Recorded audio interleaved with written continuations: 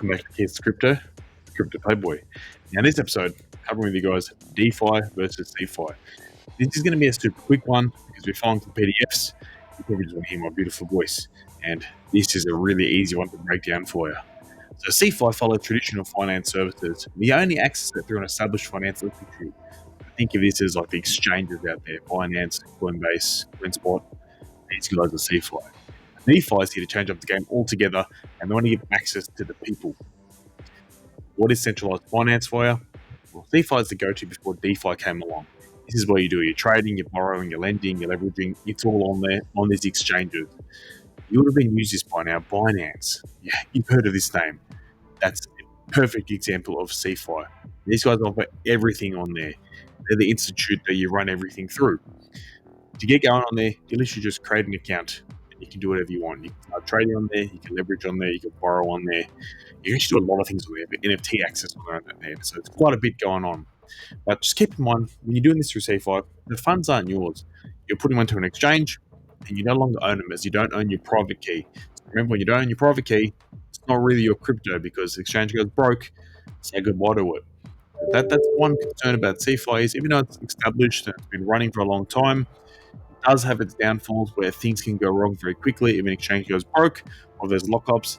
Say you want to withdraw something, okay, sorry, we're not letting you take your money out yet because they're in control. And also, some of these exchanges are known for rigging order books, which can have an adverse effect on your trades because basically they're pulling the rug out underneath you. But in saying that, they are the go-to for the big-time traders because the volume is there, and if you're smart with your money, you can make it work for you. One of the things I love about CeFi, though, is customer service on it.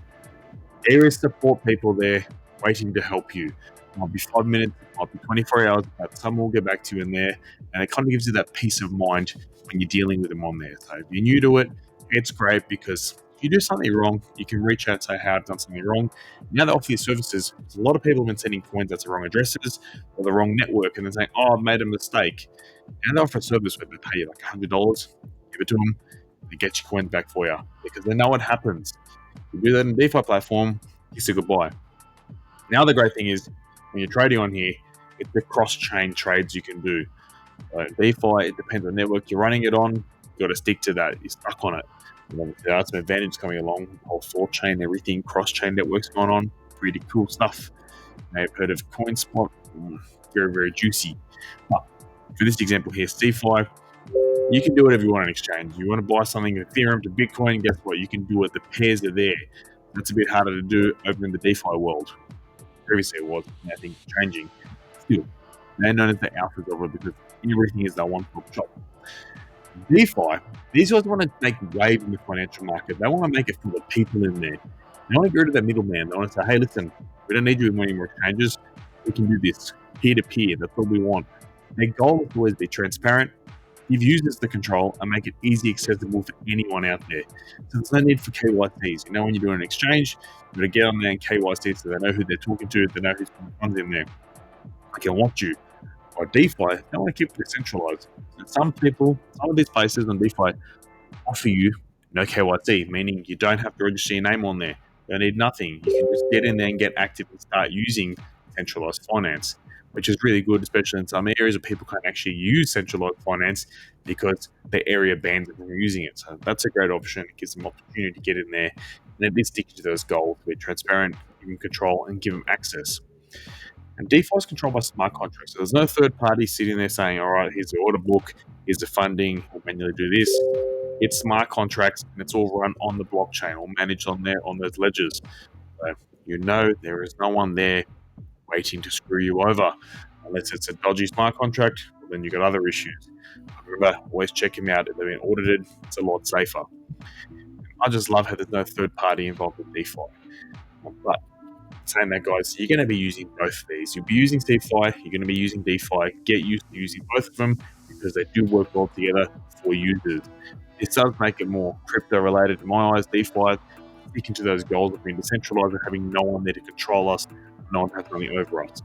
But if you're in here to make profits in that, you've got to have the best of both worlds and understand the volume is usually over on the exchanges. Some of these newer things, they're out of the DeFi platforms. Yes, there is still volume on decentralized finance. A lot of it is in that CeFi, be doing that big time trades on there. Now, as you see things growing and growing with DeFi as well, they offer many all the same features as CeFi, plus even more of them. And I think as time progresses, you're going to see even better features on there. Even made this cool little picture for you so you can break down what's better for me, DeFi or CeFi. As I said, use both of them, but you be the judge of this for yourself. Here you go. Crypto trading, tick tick. Derivatives trading, tick tick. Borrowing and lending, tick. Feed to crypto, but you can't do that yet in DeFi. But I've marked these words. There will be an option in the future for fiat on DeFi. It will happen. I can see it happening. This is the one thing I'm against DeFi is you do not own your coins. I can't stress enough, you guys. You don't own them. They're not your coins. Cross-chain solutions. Well, as I said, DeFi is actually in the process for having these new decentralized exchanges that offer a cross-chain solution. So this would be a tick on here. Probably later on when you're watching these videos in the future, no one come back to me and say, "Oh no, you can do that on here." Sorry, we plan for that. There should be a tick in the future. Now, transparency of transactions, you can check everything you like on the blockchain. Big tick. Some not centralized finance, they can cover up records in there. You can't see everything. You can't see every order that's going through. But not everything is transparent on there. Payment tick. KYC, as I said, you're in an area where you're not allowed to have an exchange. Guess what? Get on DeFi. Get active on there. I do think they both have their great benefits to them. They do have their own little downfalls to them, but I think the downfalls are this big compared to the benefits of them. So get active, guys. Find out what works best for you.